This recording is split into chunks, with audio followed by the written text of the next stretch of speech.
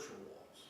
This is about spiritual stuff. This is not about even emotional coping mechanisms. This is about God stuff. And God is spirit. That's what this word says. God is spirit. And those who know him or worship him do so in spirit. Jesus physically isn't here. He's left us his spirit. This is a spiritual relationship. And so we knew that what we wanted was for God to gain out of this. Yeah, we wanted to honor Rachel. We're good with that. We don't want Rachel to be an idol to anybody. We want the Lord to get the glory and the honor and all this. But God honors his servants, especially those who give up their life for the faith. And we look at it that way. Rachel was where she was supposed to be when she was supposed to be. And this stuff occurred in her life. Because these are the hard issues of life, of free wills colliding. And we found out that our free wills really are not so free. They're subject to something. It's just who are they subject to? And one young man's will was subject to darkness, to sin, to Satan, whatever words you want to use there, not to just bad thoughts. Those thoughts came from somewhere.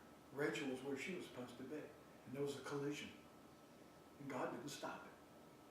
That's the hard question of life, and that's where people always ask why. And why is not the proper question, because the answer's so large. But God will give you part of the answer if you'll stay with him and walk through it. He gave us part of the answer, and he still is today. But not to why. But he said this, I didn't stop it, but I promise you I will redeem it. That is what we heard along with the Jericho story. There's so many things God doesn't stop. But we don't know about the ones he did because they don't happen when he does. So he doesn't get any credit for the ones he stops. Only blame for the ones he doesn't. And so we never know those things. And again, our view is so myopic. It's tiny. It lacks fullness. And only as we walk, if we walk with him, he will. It's like looking in a microscope. You'll see something, but it's not till you pull away that something of what you're looking like may actually take shape. And it was like that. You keep walking, and I'll pull this back, and you'll get a different view. Instead of looking at it from your pain, I'll start letting you see it from my eye. And things will look very different to you. Your time frame is going to change of when you expect things. The way you view these things is going to change. How I think about them, I'm going to share with you. So you can have my mind on these things. It's going to change the way you deal with people who do bad things to you. You want them thrown in hell, or you want them redeemed? These are the questions. This is what pain does to people. And God's people are not immune to it. And we have to walk through and discover our God or fall away. God's who he says he is, or he's not. And that doesn't just mean in good times. And that's unfortunately what, as Christians, so much of us have done, is painted this prosperity side where if bad things happen, you're at odds with God. And that's what Job's wife basically told him, and that's not what Job found. Job found a deeper life with God than he ever knew before when he walked through years of terrible trial. And when it was all over, God was honored, Job grew, and Job gained more than he had before he ever went through it. And we view that God is both able to do that, and will do that for us too. Our desires and our requests have changed though. Yeah. So that's another piece of this. Only he can do that. Change the motives of your heart, the desires of your heart, to where he replaces things. Not that we're wrong. They're just better ones now. And that's what the writer in Hebrews says. We have a better covenant, better promises, better. And they're found in Jesus as we walk. And he'll fulfill everything that we thought we lost now. He says, there'll be no loss. Wow. So you just took irrecoverable loss and said that there'll be no loss. Only God can do that. Man can't give you that back. I can't do that for you. No one can do that for you. God can. So when you all speak for Needle's Eye, will that be 7-year anniversary? 8 years. It should be 8. Yeah. Wow. So is God giving you glimpses then of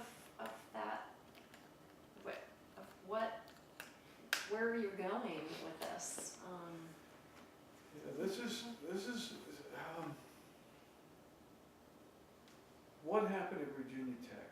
We do try to just get away and say, Lord, give us perspectives or pictures so we can draw from people. So for us, it was like, what happened in Blacksburg, which was, young people told us it was their version of 9/11. They said, this was our young people's version of 9/11 on our campuses. We know people that are young people still rattled. They're stuck to that. We know people that quit school over this, who it hurt them, and they weren't even here. But it introduced fear into people's lives, and deliverance from the spirit of fear. It unnerved people. Their apple carts all got turned over. I mean, there's nowhere safer on earth than Blacksburg, Virginia. Guess what? Yeah. There is. Parents, they want to send their kids off to school anymore. You're going to trust God with your kids, or are you going to go into this lockdown mode and quit living? And that's what fear does. It causes you to quit living and do those things. But It's good. Yeah, we got lots of good stuff. Yeah. It's going to be hard to choose. I know. I keep getting on a tangent like, oh, I could do this. I know. There were a lot of different ways we could go with that. so what happened in Blacksburg? For us, it was like this huge rock went into a pond. And what's going on now is no longer about that. God answered our request. We know He has to tear down spiritual walls, and we've asked the Lord to save 1 million people per person that was killed. So we said 32, and we've said, Lord, we'll take 1 million for the shooter. We'll take 33. So the number 32 is very special to us, and it pops up everywhere for us. And anytime we see it, we go, what are you saying over there, Lord? It means nothing to anyone, but it's special to us. 16s are important, and the Lord just puts them in there, and they're usually related to something. But it's kind of like the Where's Waldo thing for us. I mean, He just does this for us because He loves us. And it's special, and everybody can have that in their life. So this thing went into the pond that day, if you will, on April 16th of 2007. And yes, it was about that then. But as we've shared, and others have shared, and others are impacted and come to know the Lord, immediately it's no longer about this. It's about those people in the next ripple. And as that happens, it's about the people in the next wave, ripple. And so it's just the beginning of something. It's not about it. It's God used it, but it's about Him. Some plant, some water, some actually bring in the harvest, but it's God who produces the increase. And that's what's important. So where this goes is, there's folks who always want to ask us questions when they find out we know this part of this stuff, but we don't look for it or search it out. And God always honors that. And He continues to do. He's given us a promise. He said, I will give you an open door that no man can shut. And that's in the book of Revelation to the church of Philadelphia. And He's done that. In other words, this will not stop for us. We learned that from the guy who wrote 90 Minutes in Heaven. So we met him in 2007. I was puzzled. And I wrestled with the Lord and said, Lord, I don't understand. This happened to him in the 1980s. How is he just talking about it now? And how is he still talking about it? Is he stuck? I said, is he stuck? Is this all there is to life? And now I understand. It's like, no, Alan, it's living. And He'll always talk about it because it's living. And you'll understand that. And so here we are. 7 years later, we're not stuck. We live and move and do it out. But something living and costly has occurred. And just like Jesus said to the woman, He said, this will be given to her as a memorial. She did something costly. So this has occurred, and it's very costly. And God will continue to move and honor it, because that's the God He is. And so we continue to be able to share pieces of the story with people, whether it's sitting right here or at a dinner table, or when something happens on TV and somebody says something, you go, well, I know about that. And it's like it never stops. God keeps doing it. You don't pursue it. God will take care of it, because He's the God of life. And He opens His doors again and again and again. So it doesn't matter what has been the thing in our lives that has undone us. It can actually be the thing that God uses to bring fruit in your life. It's painful. And you may not choose it, but we will tell you, we wouldn't swap where we are today for anything. Yeah. But we wouldn't have chosen how we got here. For anybody, we wouldn't want you to go through it. But where he's taken us, no one but God could have done. It's an amazing thing. Into the memory card.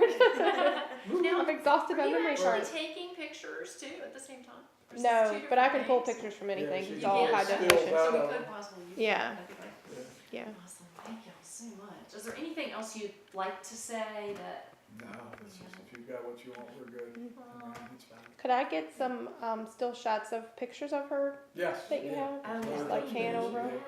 Yeah. That'd be awesome.